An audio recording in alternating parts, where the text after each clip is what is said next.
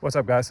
Today I'm going to talk about philosophy as a personal practice. I'm going to talk about the thread of the line of philosophy which runs through many different cultures and times in history that deals with the construction of the self in such a way as to lead to peace or happiness, or the highest level of productivity, happiness, and freedom in life.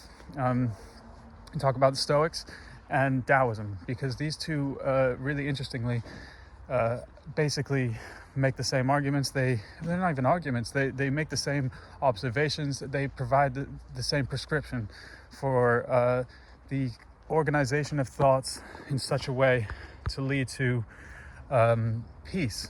And that's the interesting thing that I think is worth mentioning, worth noting, is that when you look at, especially say Epictetus, for example, says, what is the life of a philosopher, or what is the mind of a philosopher? If you look at what philosophy is in these contexts, this is outside of the whole search for a universal truth and all that stuff. That all sort of falls into irrelevance in terms of the real task of constructing and organizing our mind in such a way as to lead to a state of tranquility, self-control, self-mastery, and basically becoming the type of being which is in control of its action, and therefore has the ability to make a difference or transform the material world, because we're a mind in a body, right?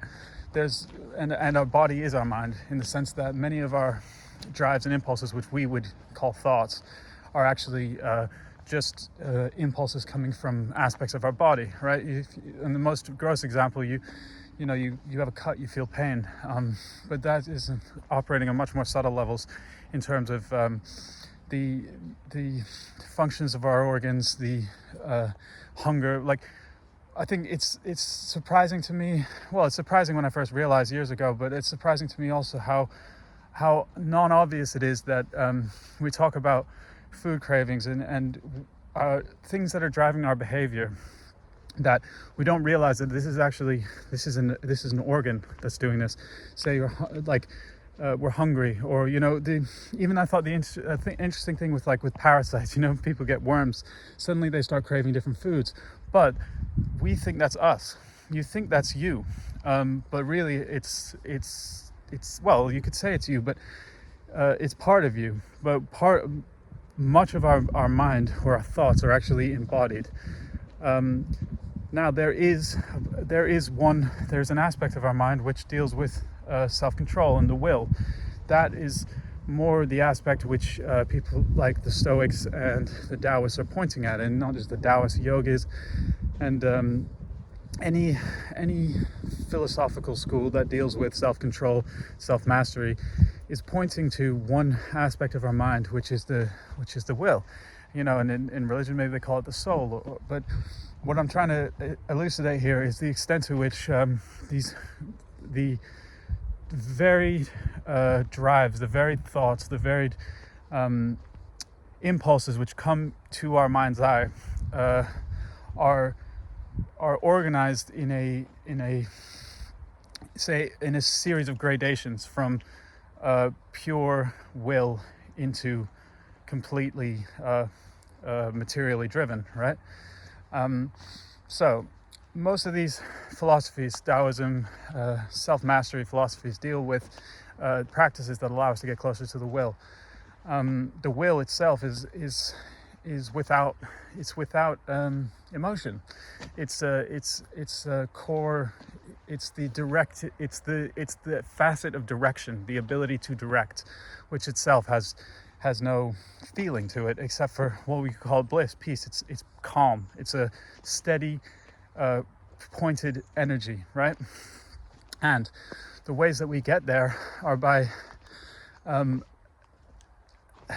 organizing our thinking in terms of what we place our emphasis on, what we place importance on, in terms of what causes an emotional reaction. Because if you look at what blocks our clarity, which is really just the vision of the will, is emotional. It's the feelings of fear, anger, joy, even to a certain degree, excessive happiness. All these things are they are they have such a sensational affect that they overcome the clarity of our will, of just the observation. They have this sort of, it's like a rush, like a like a drug or something that just overcomes you, and it's obfuscating of the actual perceptive and action based center of the will.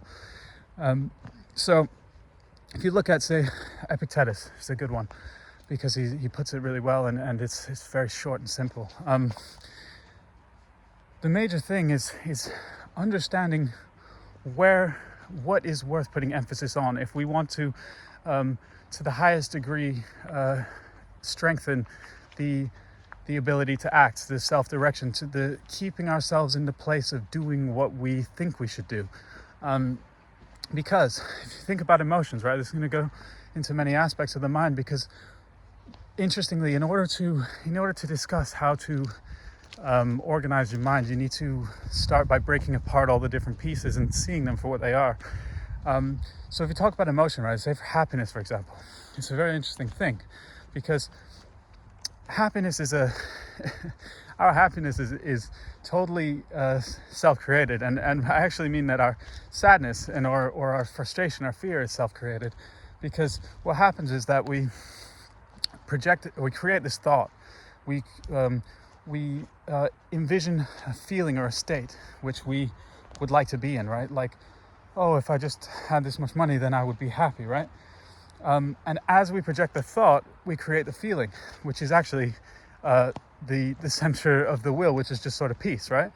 But then, since we've now created this thought and attached the expectation of the feeling to the acquisition of that state in reality, or in the external material world, then we create a state of imbalance until we achieve the material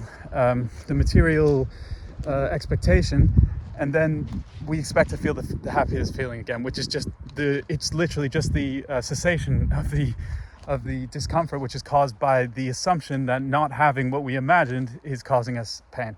So it's a funny thing, but back to the teachings of Epictetus, because I'm just going to use him